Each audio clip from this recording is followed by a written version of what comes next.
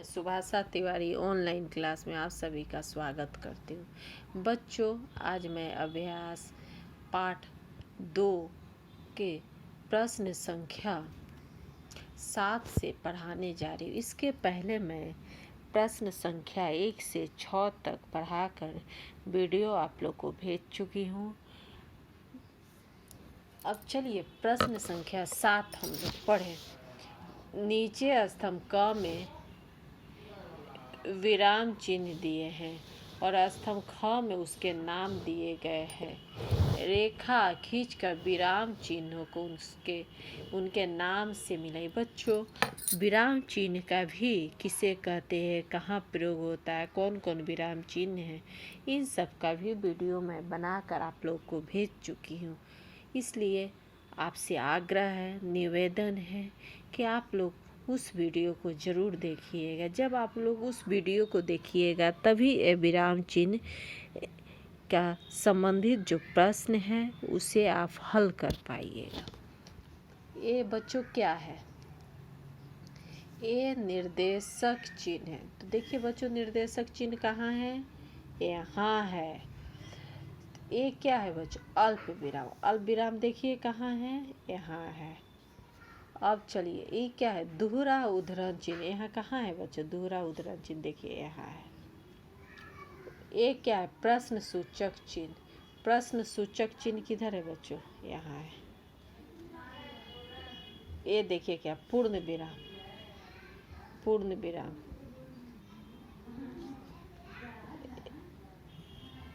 ये क्या है? एकल उद्धरण चिन्ह। चलो, एकल उद्धरण चिन्ह। ये क्या? अर्ध विराम। देखिए बच्चों, अर्ध विराम। ये क्या है? योजक चिन्ह। योजक चिन्ह। ये क्या है? विस्मयादि बोधक चिन्ह। विस्मयादि बोधक। देखिए, चलिए बच्चों, प्रश्न संख्या 8 में आते हैं हम लोग। नीचे दिए गए वाक्यों में प्रयुक्त विराम चिन्हों का पहचानिए और उसके नाम लिखिए। हमने जीवन में कई पड़ोस बदले हैं। देखिए क्या चीज़ है? पूर्ण विराम। हमें पता है कि केवल टीवी नई पीढ़ी के लिए कितना नुकसानदेह। देखिए बच्चों, एकल उद्धरण चिन्ह, यहाँ पूर्ण विराम। एकल उद्धरण चिन्ह और पूर्ण विराम। हमें एक ही सवाल दागते हैं, आज भाभी जी का क्या हाल है? ये क्या है बच्चों? अल्प विराम। उसके बाद देखिए क्या? दोहरा उद्धरण चिन्ह। देखिए दोहरा उद्धरण। देखिए बच्चों, ये 66 जैसा लग रहा है ना, ये ऊपर होगा 90 और देखिए ये ऊपर है 90। दोहरा उद्धरण चिन्ह, अल्प विराम, उसके बाद प्रश्न सूचक चिन्ह। अब देखिए आंटी, आंटी, विस्मयादि बोधक चिन्ह। मम्मी ने आपकी साड़ी प्रेस करवा कर भेजी है। पूर्ण विराम, दोहरा उद्धरण चिन्ह। देखिए दोहरा उद्धरण चिन्ह, विस्मयादि बोधक और पूर्ण विराम। देखिए पूर्ण विराम।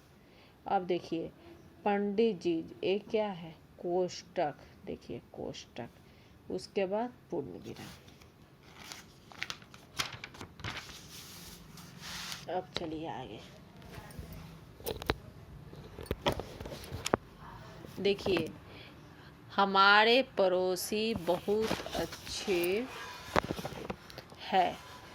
पूर्ण विराम। मैं चिल्लाया। अल्प विराम। यह कूड़ा किसने फेंका है? दोहरा उद्धरण चिन्ह, प्रश्न सूचक चिन्ह। आज मैंने प्रेमचंद। देखिए एकल उद्धरण चिन्ह। बड़े भाई साहब, एकल उद्धरण चिन्ह, कहानी पढ़ी। पूर्ण विराम। देखिए एकल, प्रेमचंद को एकल उद्धरण चिन्ह में रखे, बड़े भाई साहब को एकल। बच्चों क्या कर रहे? बच्चों विस्मयादि बोधक चिन्ह। क्या कर रहे हो? प्रश्न बोधक चिन्ह का प्रयोग किया। कचरा इधर उधर मत फेंको। एक दूसरे के विलोम आने पर बच्चों क्या चीज़ का प्रयोग होता है? किस चिन्ह का प्रयोग होता है? योजक चिन्ह। अरे बाप रे, विस्मयादि बोधक चिन्ह का प्रयोग हुआ। इतना बड़ा हाथी पूर्ण विराम। अब देखिए निम्नलिखित गद्यांश को ध्यान से पढ़िए तथा दिए गए प्रश्नों के उत्तर लिखिए। ये पढ़ना है बच्चों, जिस अंग्रेजी में अनसीन पैसेज हम लोग पढ़ते हैं वैसे हिंदी में भी आता है। देखिए, रीनू ने सबसे पहले क्या कहा था? रीनू ने सबसे पहले, देखिए यहाँ है, रीनू ने कहा दिया कि रेवा की मम्मी ने रेवा के जन्मदिन पर बुलाया है। सबसे पहले कहा था कि रेवा की मम्मी ने रेवा के जन्मदिन पर बुलाया है। देखिए, रीनू कौन सा नज़ारा देखना चाहती थी? वह शाम का नज़ारा देखना चाहती थी। स्कूल में रीनू ने क्या सोच रही थी? रेवा और उसकी मम्मी परेशान सी कहेगी, हमने तो किसी को नहीं बुलाया। रेवा के घर पहुंचकर रीनू ने क्या देखा? रेवा के घर पहुंचकर रीनू ने देखा कि सब खा पी रहे हैं। सचमुच रेवा का जन्मदिन था। रीनू क्या चाहती थी? क्या हुआ? रीनू सबको अप्रैल फूल बनाना चाहती थी, लेकिन इस चक्कर में उसका ही अप्रैल फूल बन गया। अब देखिए क्वेश्चन नंबर प्रश्न संख्या 11 में आता है, निम्नलिखित अनुच्छेद में उचित विराम चिन्ह का प्रयोग कीजिए। मुरली वाला बोला अल्प विराम। आपको दोहरा उद्धरण चिन्ह शुरू कर। क्या पता बाबूजी इनकी असली लागत क्या है? प्रश्नवाचक। यह तो ग्राहकों का दस्तूर होता है कि दुकानदार चाहे हानि उठाकर चीज क्यों न बेचे, पर ग्राहक यही समझते हैं दुकानदार मुझे लूट रहा है। प्रश्न पूर्ण विराम। आप भला काहे को विश्वास करेंगे, लेकिन सच पूछिए तो बाबूजी असली दाम 2 ही पैसा है। पूर्ण विराम।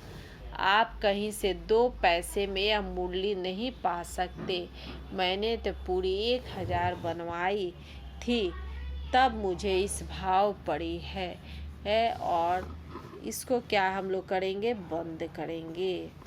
देखिए इसको हम लोग बंद करेंगे, दोहरा उद्धरण चिन्ह। अब देखिए प्रशंसा तालव्य स पर होगा, कंधा क के ऊपर होगा, अनुस्वार दंत द के ऊपर होगा, महंत ह के ऊपर होगा, हिंदी ही के ऊपर अनुस्वार होगा, प्रांत च में प्रा के ऊपर होगा अनुस्वार, हंस में ह के ऊपर, दंग द के ऊपर। निम्नलिखित शब्दों में र के उचित रूप का प्रयोग कीजिए। प्रयोग करना प्र। देखिए ग्राहक, भ्रष्ट, आश्चर्य य के ऊपर, द के ऊपर, म के ऊपर रेफ, द के ऊपर रेफ, प से रेफ, ये प्रसाद।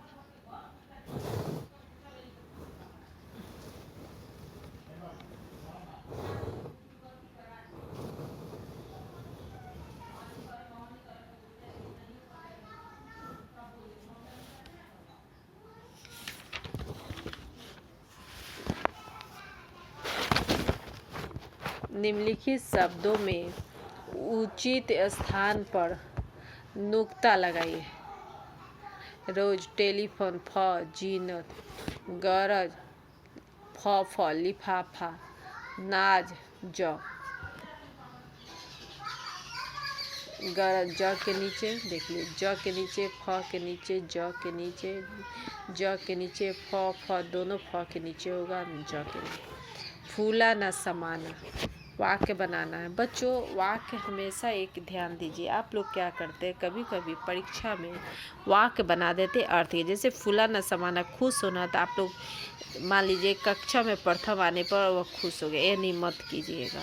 वाक्य हमेशा मुहावरा का जो शब्द रहेगा उसी के आधार पर बनाइएगा। रमेश कक्षा में प्रथम आने पर फूला न समाया, इसका अर्थ होता है खुश होना, वह कान भरना, वह हमेशा अपनी कान भरता है, चुगली करना। दंग रह जाना, मैं रीता को देखकर दंग रह गया, चकित रह जाना या आश्चर्य हो जाना इत्यादि। अर्थ उल्लू सीधा करना, वो हमेशा अपनी उल्लू सीधा करता है। अर्थ होगा अपना काम निकालना। यहाँ पर देखिए बच्चों को प्रश्न संख्या 16, खुश होना भाव को प्रकट करने वाले कई मुहावरे नीचे दिए गए, इनके वाक्यों में प्रयोग कीजिए। जैसे मान लीजिए मन में लड्डू फूटना, ये भी खुश होना है। वह देखकर, मान लीजिए अपना रिजल्ट देखकर उसके मन में लड्डू फूटने लगा। गदगद होना, पुत्र की प्रशंसा सुनकर माँ का हृदय गदगद हो गया। इसी तरह है जमीन पर पाँव न पड़ना, जब से वह नौकरी मिला है उसका पैर जमीन पर पड़ ही नहीं रहा है। घी के दिए जलाना, जब अयोध्या में रामचंद्र जी आए थे तो जनता ने घी के दिए जलाए। फूला न समाना, गीता कक्षा में प्रथम आने पर फूला न समाई। समझ में आ गया बच्चों? इसी तरह बनाना है वाक्य। अब चलिए बच्चों संज्ञा का भी मैंने वीडियो बनाकर आप लोग को भेज दिया है, आप लोग देख लीजिए।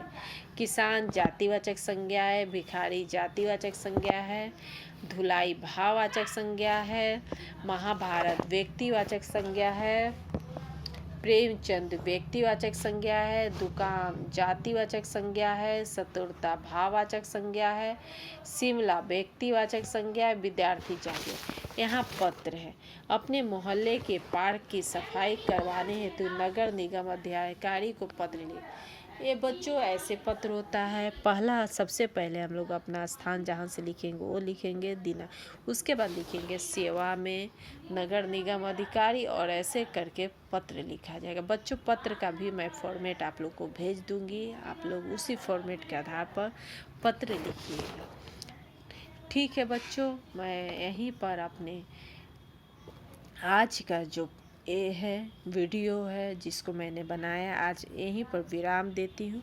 आशा करती हूँ बच्चों कि आप लोग को समझ में आ गया होगा और आप अभ्यास लेसन 2 पूरा समझ गए होंगे। बच्चों आप इसको सब्सक्राइब ज़रूर कीजिए मेरे वीडियो को, इसलिए अपने फ़ायदे के लिए सब्सक्राइब कीजिए बच्चों। धन्यवाद। मैं अपनी वाणी को विराम देती हूँ।